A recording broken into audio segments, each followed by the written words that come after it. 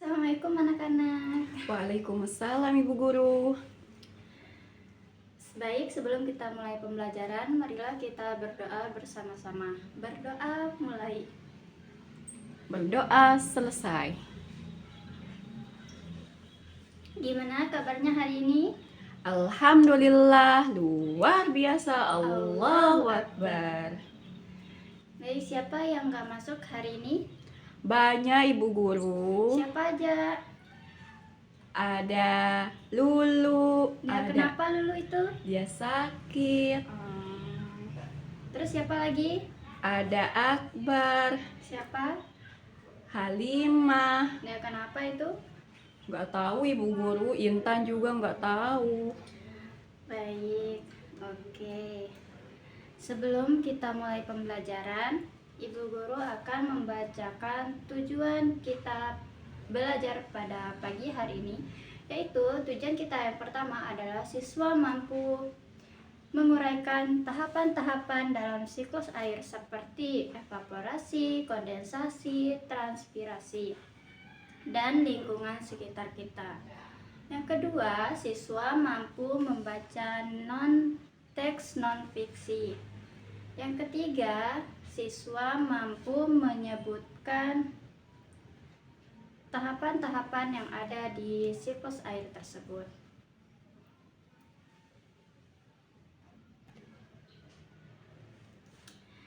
Nah, jadi sebelum lanjut, Ibu Guru akan menanyakan apa sih siklus air itu? Ada yang tahu? Nggak tahu Ibu Guru. Baik, sebelum berlanjut, Ibu Guru akan bertanya soal tentang pengalaman kalian ketika hujan, terus sungai, dan penggunaan air sehari-hari di rumah. Pertanyaannya seperti ini. Dari mana asal hujan? Dari langit. Terus apa yang kalian ketahui tentang sungai di sekitar kita? Sungai itu tempat, setahu saya Ibu Guru ya, tempat orang mandi, nyuci. Baik. Terus bagaimana kalian menggunakan air setiap hari? Bagaimana caranya kalian menggunakan air setiap hari? Dengan bagaimana? Bagaimana caranya? Dengan cara menggunakannya dengan baik Ibu Guru. Baik. Terus tahukah kalian apa itu siklus air? Tidak. Tidak tahu Ibu Guru. Baik, siklus air adalah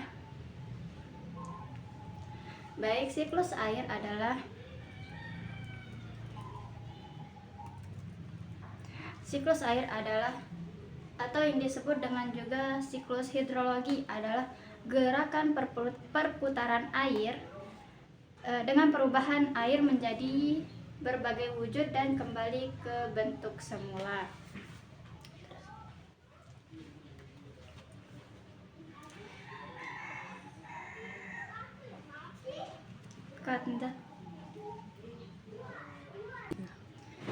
Baik, selanjutnya kalian memperhatikan video dalam seksama ini ya.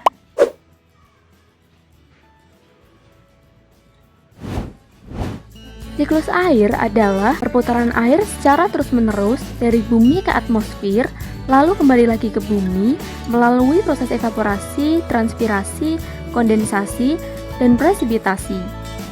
Perhatikan skema berikut ini. Air yang ada di laut, sungai, dan danau mengalami penguapan akibat panas sinar matahari. Proses penguapan ini dinamakan evaporasi. Proses penguapan juga terjadi pada tumbuhan-tumbuhan di bumi. Proses penguapan yang terjadi pada tumbuhan dinamakan transpirasi. Uap air dari permukaan bumi akan naik ke udara membentuk awan. Kumpulan uap air tersebut akan mengalami pengembunan membentuk titik-titik air. Proses ini disebut kondensasi.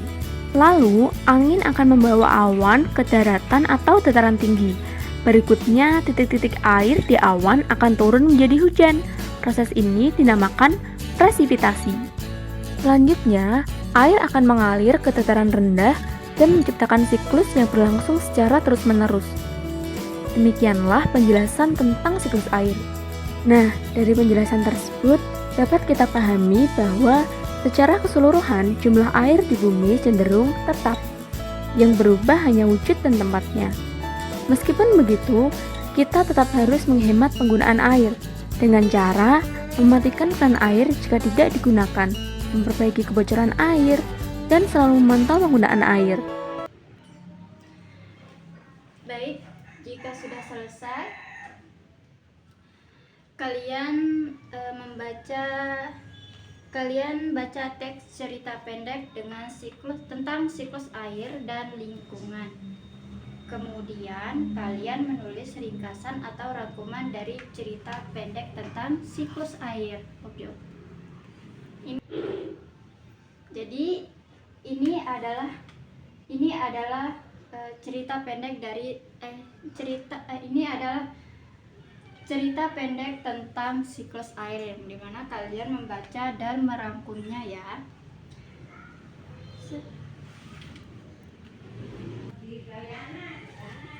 Jadi di sini ada cerita pendek. Nah, ibu guru akan membagikannya ya.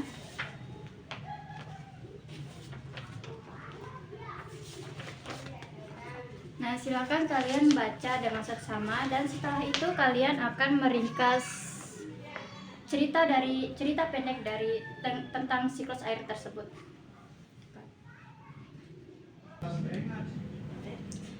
Jadi sebelumnya ibu guru akan menjelaskan tentang apa sih itu evaporasi, transpirasi, kondensasi, sama transpirasi. Jadi evaporasi itu adalah istilah evaporasi itu digunakan untuk menunjukkan proses penguapan air yang berasal dari laut, sungai, bendungan, dan badan air sebagainya. Sedangkan transpirasi itu merupakan molekul air sebagai hasil metabolisme dari tumbuh-tumbuhan. Selanjutnya ada kondensasi, yang dimana kondensasi itu merupakan produk dari kondensasi itu adalah proses perubahan air dari gas menjadi cair atau kita kenal dengan istilah pengembunan, yang merupakan kebalikan dari evaporasi sama penguapan atau transpirasi. Pada siklus air, kondensasi terjadi di atmosfer akibat perubahan suhu dan tekanan. Akibat adanya kondensasi air akan berkumpul membentuk awan hitam yang siap turun sebagai hujan ketika mencapai titik jenuh. Jadi yang terakhir ada namanya presipitasi. Presipitasi ini adalah produk dari kondensasi yang artinya mengembun. Presipitasi dapat terjadi karena adanya pendinginan dan penambahan uap air, sehingga air membentuk awan mencapai titik jenuh. Semakin banyak uap air yang terbentuk dari atmosfer, maka tetesan air yang ada di awan akan semakin banyak dan semakin berat. Ketika awan tidak mampu menampung banyaknya air, maka air tersebut akan dikeluarkan dalam bentuk hujan. Nah, selanjutnya di sini kita akan diskusi santai aja ya. Dimana apa sih pengaruh dari siklus air terhadap kehidupan manusia dan lingkungan? Siapa yang tahu? Apa pengaruhnya? Nggak tahu, Ibu Guru. Baik, ada beberapa pengaruh siklus air terhadap lingkungan, manusia dan lingkungan. Yang pertama yaitu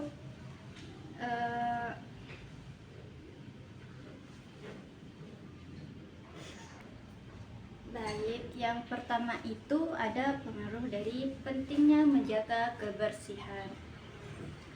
Air bersih sangat penting untuk kesehatan manusia. Dengan menggunakan air bersih, kita dapat terhindar dari berbagai penyakit seperti diare, korasi, tipes, dan penyakit kulit.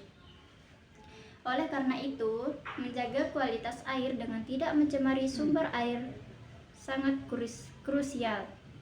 Beberapa cara menjaga kebersihan air di lingkungan adalah dengan melindungi sumber mata air dari pencernaan, menjaga jarak antara sumber air dengan tempat pembuang sampah dan jamban, serta menjaga kebersihan sumur dan penampungan air.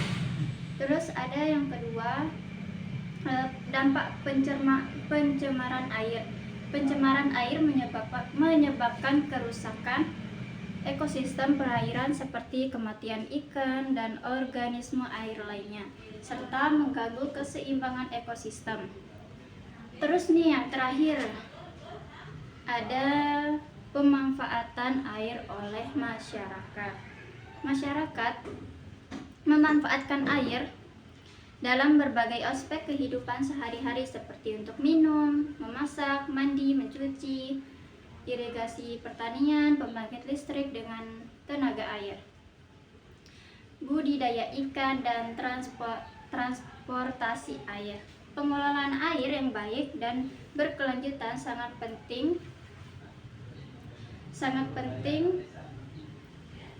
agar sumber daya air tetap tersedia dan berkualitas.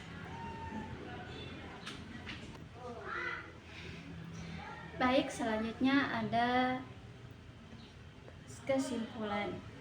Ini terakhir kita untuk belajar pada pagi hari ini ya. Jadi, siapa yang tahu apa kesimpulan kita pada pagi hari ini? Oke, kalau tidak ada, Ibu Guru akan membacakan apa sih kesimpulan kita pada pelajaran pada pagi hari ini. Yaitu kesimpulan kita yaitu siklus air adalah proses alami yang sangat penting bagi kehidupan manusia dan lingkungan melalui tahapan yaitu ada evaporasi, kondensasi, transpirasi, terus ada namanya presipitasi. Air terus berputar dan tersedia untuk kebutuhan sehari-hari seperti minum, mandi, mencuci, dan lain-lainnya. Menjaga kebersihan air dan lingkungan sangat krusial agar air tetap sehat dan tidak tercemar sehingga dapat mencegah berbagai penyakit dan kerusakan ekosistem. Dengan pemahaman yang baik tentang siklus air, kita dapat lebih sadar akan pentingnya menjaga sumber air dan lingkungan demi keberlanjutan hidup manusia dan makhluk hidup lainnya di bumi.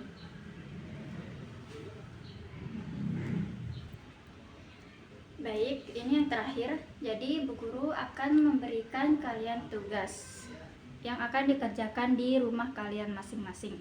Jadi tugasnya silakan dicatat dulu. Baik Ibu Guru. Jadi tugasnya itu ialah menggambar tentang proses siklus air atau gambar seperti siklus air tersebut. Itu aja sih. Jadi sebelum kita mengakhiri, apakah ada pertanyaan? Tidak ada Ibu Guru. Baik, kalau tidak ada, sekian ya. Sebelum kita mengakhiri, marilah kita berdoa bersama-sama. Berdoa mulai. Doa selesai. Baik, sekian dari Bu Guru. Assalamualaikum warahmatullahi wabarakatuh.